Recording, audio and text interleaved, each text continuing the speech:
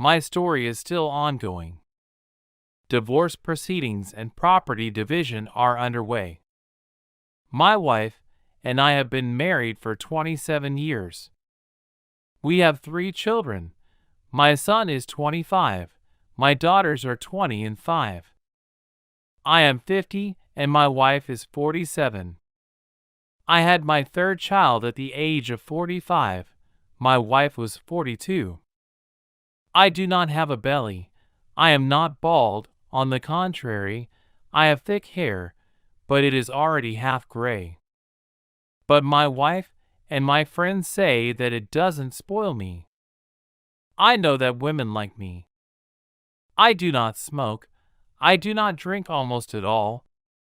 My potency is also good. And I'm not bragging. With my wife, before all this sordid history, sex was regular, mostly in the morning, as the most effective when the body is rested.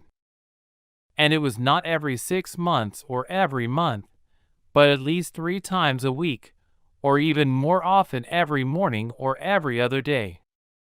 Everything was varied enough. We had no forbidden topics in terms of intimacy. I did not cheat on my wife all these years, although I had women before her.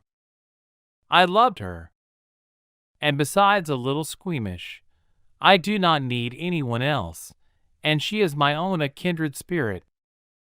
I liked everything about my wife. I knew every inch of her body. I knew what she needed and what she liked best. And she knew. That's why it was okay. In all those years, she'd never given me a reason to doubt her. Not until recently. We were supposed to celebrate our 27th anniversary this summer. I wanted to take her to Cyprus, but there's this crown, damn it. But that's nothing. In February, I got something that made me look like a face that had been hit by a concrete wall and even a roller. It's all banal, an office romance. And as I was told, it started before New Year's Eve, at the company party. I don't know how true that is, but it doesn't matter. And what an actress. Anyway, she was turned in by her own employees. Some lady, maybe she was getting rid of a rival, I don't know. But the fact is, he's 6 years younger than her. He's 41 years old. He's got a wife, a 14-year-old daughter. He's in a position just above my wife, hopefully my ex-wife. They had their first intercourse during a company party at his office. But that's just hearsay. They were well encrypted. They did not write to each other, so there is no correspondence. But they relaxed. One night, as I understand it, he didn't close the door of his office. They must have been in such a hurry for privacy.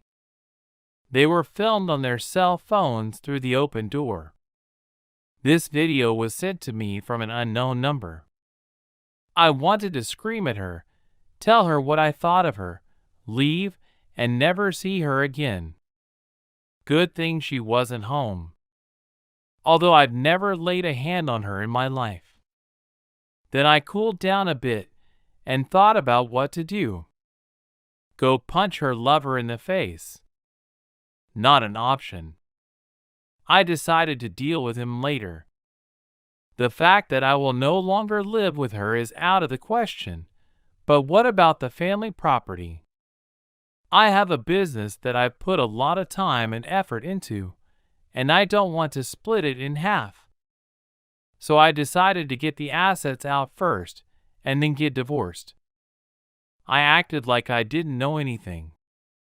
I don't know how I kept my composure. I'd be the enemy. But after all that, I stopped kissing her and our intimacy ended. I told her I wasn't feeling well. At my words about the illness, she was even worried, asked me to go to the hospital, but looking into her caring eyes, I wanted to hit her.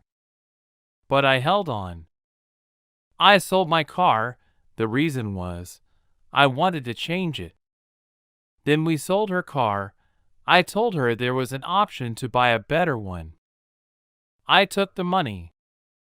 Self-isolation helped the company at least one plus.